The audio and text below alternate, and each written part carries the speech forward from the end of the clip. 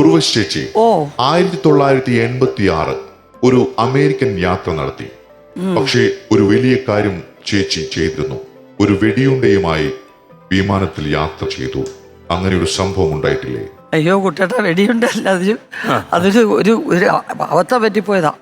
ഞാൻ ശിവന്റെ ഭക്തയാ. നിങ്ങൾ ഫോറിൻ ട്രിപ്പ് പോവുകയാണ്, അധികം അങ്ങനെ യാത്ര ചെയ്ത് പരിചയമില്ല. മേക്കപ്പ് ബോക്സും ഒക്കെ ആയിട്ട് അങ്ങ് പോയി.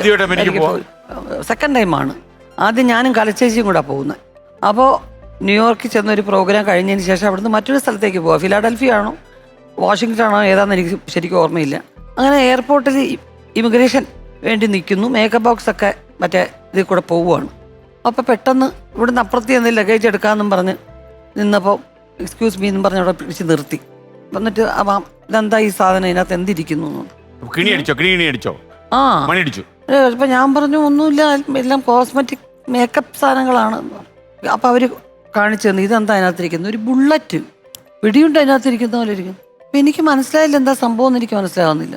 പിന്നെ എനിക്ക് മനസ്സിലായി ശിവലിംഗം ഒരെണ്ണം വെച്ചിട്ടുണ്ട്,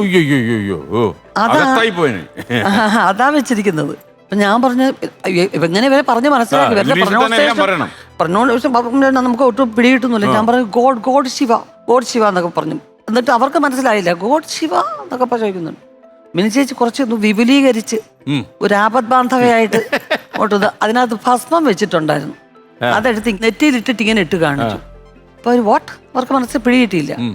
ഉടനെ ഞാൻ കുറച്ച് കൂടുതൽ എനിക്ക് കുറച്ചുകൂടെ അറിയാം. ഇതിനെന്താണ് ഇംഗ്ലീഷിൽ ഭസ്മത്തിന്റെ പേരെന്ന് പിടിയില്ല. എന്തോ പറയും ഭസ്മം,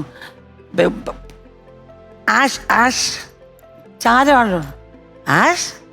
അപ്പൊ ഏതോ ഒരു മയക്കുമരുന്നിന്റെ പേര് ഹാഷിഷ് എന്നുള്ളതിന്റെ പേര് തോന്നുന്നു ഇതാണെന്നാ പറയുന്നത്. എന്ന് അപ്പോഴാ പിന്നെ ഇങ്ങനെ എടുത്തിട്ട് ഇട്ടിട്ട് വായിൽ കൂടി ഇട്ട് കാണിച്ചു, ക്ലീൻ കാര്യം മനസ്സിലായി. അപ്പോഴേ തന്നെ അവരൊക്കെ കാര്യം പിടിയിട്ട് ദൈവാധീനം ഒരു ഇന്ത്യൻ ഓഫീസറെ വിളിപ്പിച്ചു. അദ്ദേഹം വന്ന് ഹെൽപ്പ് ചെയ്ത് ഇതിങ്ങനെയാണ്, നിങ്ങൾ വേർഷിപ്പ് ചെയ്യുന്നതാണ്, ഇതാണ് അതാണെന്നൊക്കെ പറഞ്ഞ് മനസ്സിലാക്കി അങ്ങനെ വിട്ടു. അതൊരു അബദ്ധം. അങ്ങനെയുള്ള ചെറിയ ചെറിയ അബദ്ധങ്ങൾ പലപ്പോഴും ആ ട്രിപ്പുകളിൽ സംഭവിച്ചിട്ടുണ്ട്. പക്ഷെ എനിക്ക് തോന്നുന്നു ആ പിൽക്കാലത്ത് ആ അച്ഛൻ്റെ അമ്മയിൽ പറഞ്ഞ കടുവറ ആ ഇംഗ്ലീഷ് അവിടെ അടിച്ചിരുന്നുണ്ടല്ലോ, തകർത്തു പോയനല്ലേ. ഓക്കെ, അതുപോലെ കലച്ചേച്ചി ഞാനും കൂടെ പോയിട്ട് ആ ഇംഗ്ലീഷ് സ്വന്തമായിട്ട് കിട്ടിയതല്ലേ? അല്ല, സ്വന്തമായിട്ട് കിട്ടിയ സത്യേട്ടന്റെ ഒരു വിശ്വാസമാണ്. എനിക്കത് എന്താന്നുള്ളത് പിടിയിട്ടില്ലായിരുന്നു. ഞാൻ സത്യൻ നന്ദിക്കട എന്താ ആവശ്യപ്പെട്ട് വെച്ചിരിക്കും? അല്ല, ഇങ്ങനെ ഒരു ഉറച്ച് ഇങ്ങനെ ഒരു സീനുണ്ട്. അപ്പൊ ഇത് ഇങ്ങനെ ഇവരെ സംബന്ധിച്ച് ഇവർക്ക് ആ ക്യാരക്ടറിന് വിദ്യാഭ്യാസം ഇല്ലെങ്കിലും പല സ്ഥലങ്ങളിലും ജോലിയൊക്കെ ചെയ്തുകൊണ്ട് തമിഴ് അറിയാം, അതൊക്കെ എസ്റ്റാബ്ലിഷ് ചെയ്യുന്നുണ്ട്. അപ്പോൾ ഇത് ഇങ്ങനെ ഒരു സീൻ വരുന്നുണ്ട്. ഒരു LIC ഏജന്റായിട്ട് പോയിട്ട് അവിടെ പോയിട്ട് ഇംഗ്ലീഷ് അറിയാതെ ബുദ്ധിമുട്ടുന്നൊക്കെയാണ്. അപ്പൊ എന്തെങ്കിലും ഒരു കറി വെക്കുന്നത് ഉർവശി പറ.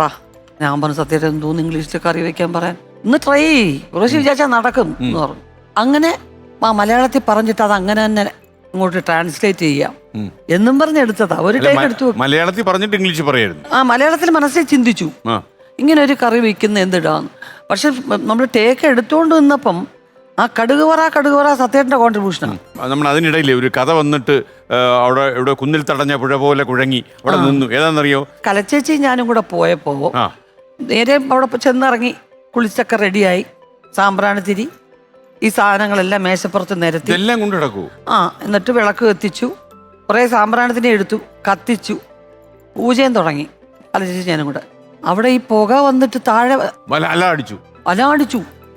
അടിച്ചിട്ട് എല്ലാം കൂടെ ഓടി റൂമിൽ വന്നിട്ട് അപ്പോഴത്തേക്കും നമ്മുടെ കൂടെയുള്ള സ്പോൺസേഴ്സിനും നമ്മളെ ഈ പ്രോഗ്രാമിനെ കൊണ്ടുപോകുന്നവരുണ്ടല്ലോ, അയ്യോ മനസ്സിൽ വെച്ച് പൂജിക്കണേ ഈ ടൈപ്പ് ഏർപ്പാട് പുറത്തോട്ടെടുക്കല്ലേ.